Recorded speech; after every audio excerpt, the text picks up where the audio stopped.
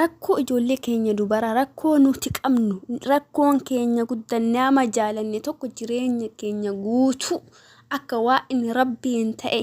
akka waan jaaleessan booda jibbaan hin jirre wayit jireenya keenya guutuu fuunee harka keenya dhugaa rabbi waan fokkisa wanni nu miidhaa jiru keessaafuyyuu nu warra dubartii biyya namaa keessa jiraatu miidhaa jiru maalidha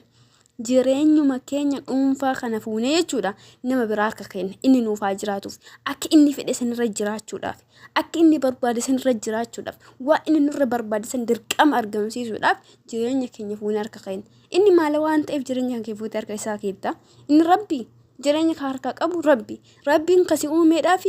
akka isa gabbarsee jireenya kan keessa jiraatu malee akka jireenya kan keessa fuutee namaa kennituuf miti inni maal waan ta'eef jireenya kan keessa fuutee harka keetta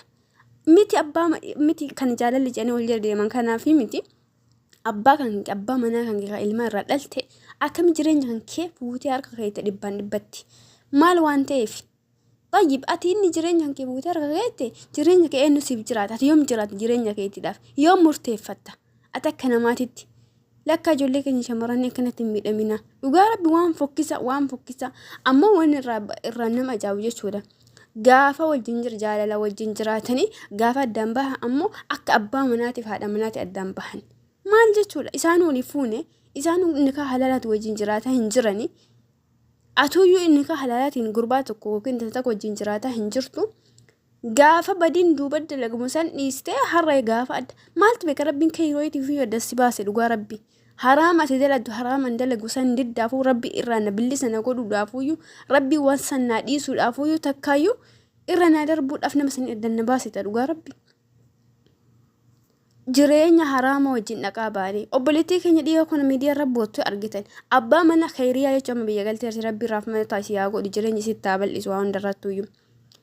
jaarsa kiyya viidiyoo na waraabe jette iyyaa baate jechuudha dongora nu qabnu jechuudha ilmi namaa hin dongoruu miti ni dongora garuu dongoruu san irraa barnoota fudhachuu qabaadha dongora obboleettiin kee dongortee an dirqama barnoota irraa fudhachuu qabaadha moo akkuma isiin dongortee anillee duukaa dongoruu hin qabaadhu wanni isii irra geessuun dirqama irra gahuu hin qabaatu dhala kiyyattillee obboleeyyan kiyyattillee darbuu hin qabaatu tayyib yoo rakkoo anarra gahe obboleettii kiyyarra gahe rakkoo obboleettii kiyya obboleettii xiqqishooti yarra gahe akkasuma wal jala deemaa jira jechuudha wanni rakkinni sun furmaata hin argatu rakkoo irraa rakkoodha kana jechuun maalidha jireenyuma kan kee fuutee nama kennuudha obboleettiin teenya keeriyaan yeroo darbe abbaa manaa kiyya viidiyoo na waraabe jette iyyaa baate gaafa kaanas deebi'e abbaa manaatiyyuu miti inni baay'ee maal jechuudha isa abbaa manaa hin taane abbaa manaa jedhu isa haadha manaa hin taane haadha manaa jedhu tayyib yoo haadha manaati ila namni tokko jireenya yoo si dhuguman jireenya yoo si barbaadete karaa halaaliidhaan dhufee bultii hojii ijaara jechuudha multi bareedu hojii ijaara moo deemee si boochisu isin haga nuti haga yoomii boonu qoonu ijoollee shamaraa kun sababa dhiirotaadhaaf haga yoomii boonu hanga yoomiiti nuti yoomuu furmaata arganna keenya kun eenyu furmaata dhoorgaa jira numatu furmaata dhoorgaa jira jechuudha ijoolleen kun amma jarlachuuyyuu mata kaanii ana nan galchuu dhimmi isaanii garuu akka dubartummaa takkatti jechuudha akka intala durbaa takkatti wanana dhagamee jira maalidhaafi dogongorri isiin guddaan mucoontu qabdu jireenyi isii hunda fuutee naman taane kennuudha silaafuu namni gubbaan bareedu haasisaan jiru inni oromoon keenya jedhe sun dhugaadha hawaasni keenya irra dubbatu sun dhugaa rabbi ati haga feeti maal jaalattaami osoo ila waan fedhe ta'e dubbi isaa dubbi jaalalaa jiru yookiin dubni jaalalaa jibbisi waan hin dhabamneef jireenya kan kee abbaa fedhe maanteen haadhaaf abbaa kan kee dhala yoo ta'e jireenya kan kee fuutee harkaan kaa'e dhugaa rabbi amma mee fakkeenya sii fudha ati biyya namaa kana teessee maallaqa daladdee jireenya of jijjiiruuf jechuudha obboleessa keetti irra ergitaa jedhu obboleessa keetti irratti sirriitti amanta dhibbaan dhibbatti obboleessi geessu waan takka na hin godhuu jetteetti amanta maallaqa waggaa 4 waggaa 5 takkaayyuu mana sii bitaa jedhu mana sii bitaa jedhu kun ka ta'u heerumaan duratti gaafa ati dhiyaattee heerumuudhaaf taate obboleessummaa ati akkasi jaalattu jireenya kee harka keetti maallaqa waggaa 10 maallaqa waggaa 8 waggaa 5 ati ergaa baate hin jiruu sin jedha kana maaliif akkasiin jedha beektaa situ jireenya kan kee hunda fuudhee harka kaa'e situ obboleessa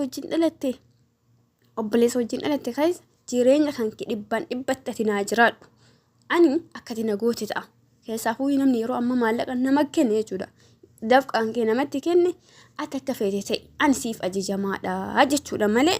dhugaa rabbi waa fokkisaadha waliin nu dalagaa jiru waliin nu hanga yoomi barumsa walirraa fudhanne nuti hanga yoomi akkana wallaalla. Ani dogongoraati dirqamna wajjin dogongoruun qaba dogongora keessanirra dirqama namni barachuu qabaati dirqama dogongorsa sana ani dogongorsa sanirra barnoota fudhadhee jechuudha yooma dura illee itti jiraadhe irraa deebuu qabaadha. Yaa ijoollee keenya warri nama hin taanetti akkanumatti jaalala jaankaa jinni jettanii yala deemtan dhugaa rabbi jireenya keessanitti hin taphatina.